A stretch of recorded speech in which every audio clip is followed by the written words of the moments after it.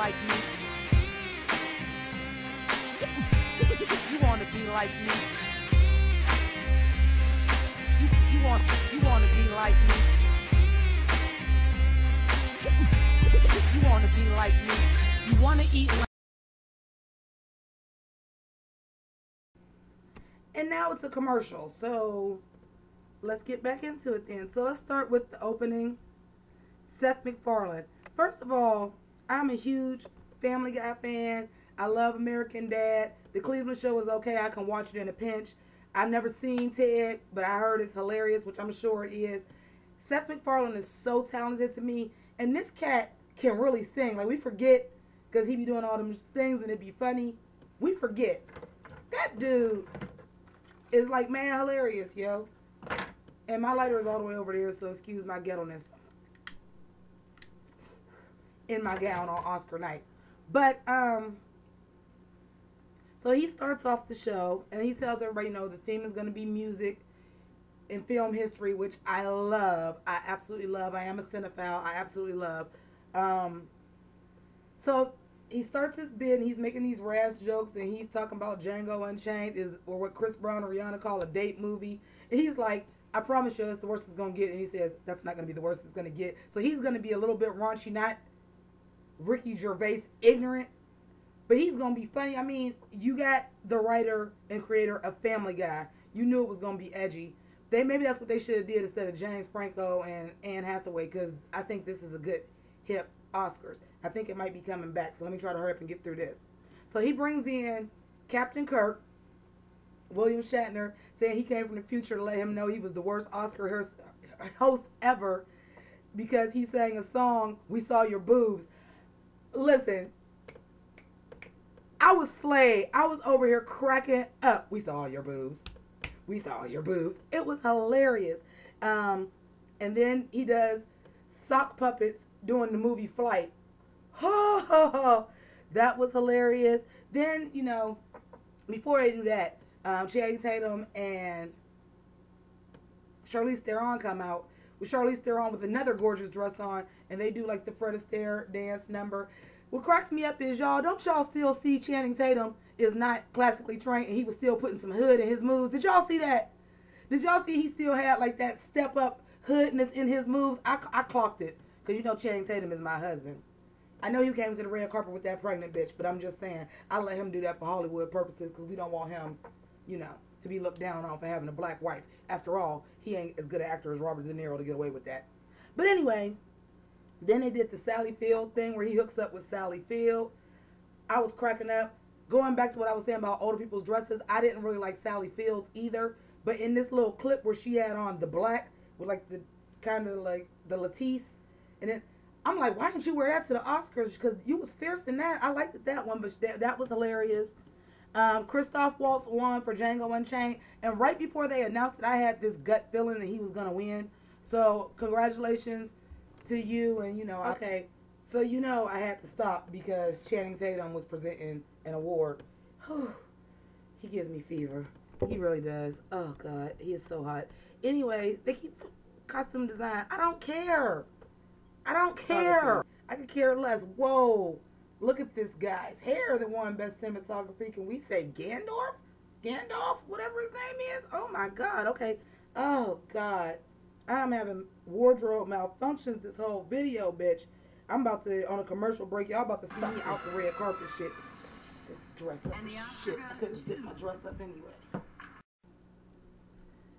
Okay, so yada yada yada, bunch of other nonsensical ass categories. Let me get back to where I was at before I changed clothes. Alright, so first thing, so they announced winner of best hair and makeup, and while I'm sitting here taking off this dress and shit, I look up, and the bitch that wins for best hair and makeup, hair is piled all on the top of her head. She ain't got on no makeup, and this bitch had on a blazer with some hot pink leggings. I know nobody cares about your category, but you know it was a chance you was gonna win. This is the Oscars. Come on. Okay, so then they do the James Bond tribute, and really, I was kind of disappointed with it. I mean, they just kind of showed some clips from the movies, and they brought out the lady that sings Goldfinger. I mean, which she did an amazing job, but whatever. And then finally somebody, well, at least the one award that I actually was paying any attention to, comes on. They playing his exit music, and it's the music from Jaws. Man, that is some shade. And you know, see, the problem with me doing videos is that the first part of the video I was still sober. That's how that works. And this time I'm not going to ask you to excuse my ghetto-ness because I got on a goddamn striped blazer and a damn ponytail. I ain't got on the red carpet dress no more.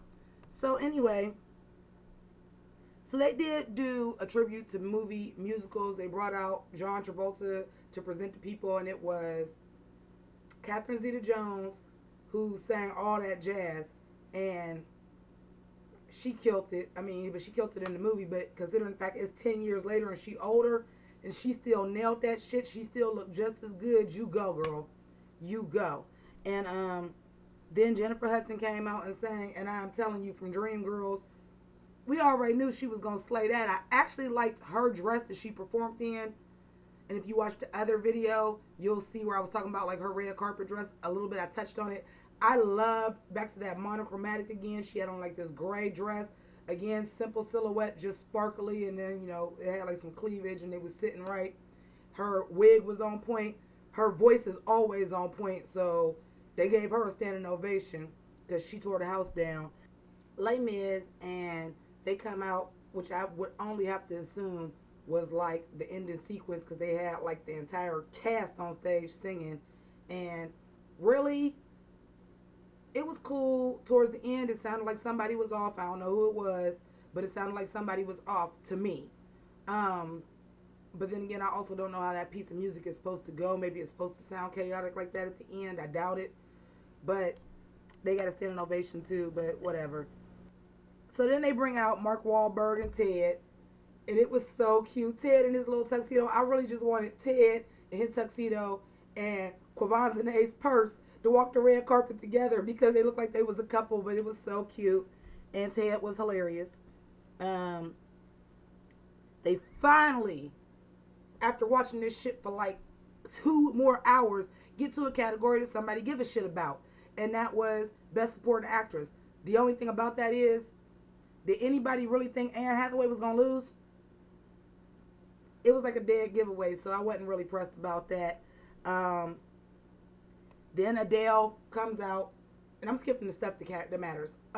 Adele comes out, sings Skyfall. It's flawless, but it's Adele. I clocked her little, the background choir, and even her background singers all had on tuxedos. Her background singers was all female, so they had on tuxedos, but they was capri pants. I was like, I see you, Adele. I see you. And she had like a little black sparkly dress like she always do, but her hair was gorgeous. And Adele just do what she do, which is stand on stage and belt. And that's all she needs to do. I love her. She is classic. She's here to stay. Suck it up. They did the end memorandum, and it wasn't really too many people I recognized outside of like Jack Klugman, Ernest Borgnine, Michael Clark Duncan. I didn't really recognize that many people. But then they brought out Barbra Streisand, and she sings Memories the Way We Were. And it's Barbra Streisand. You know, you can't go wrong. The singing was flawless. But correct me if I'm wrong, but wasn't this bitch dressed like she was about 30 years younger? Hear me out. Hear me out. I know the gays is going to kill me for this. Okay, so she had poker straight long hair that looked like Jennifer Aniston. She had like this dress with her shoulders out with all this stuff, and then she had like this Stevie Nicks thing going on, and she had on like the slave bracelet over here, some rings with some snakes and a choker and all these gold chains. And Joan Rivers is gonna eat your ass for breakfast, lunch, and dinner on the fucking Fashion Police, bitch. Cause how old is Barbra Streisand? 60, about to be 70. She got to be between 60 and 70, bitch. Excuse me, bitch. No, that was not your look. That was not for you. Oscars is back on. Holla at y'all in a minute.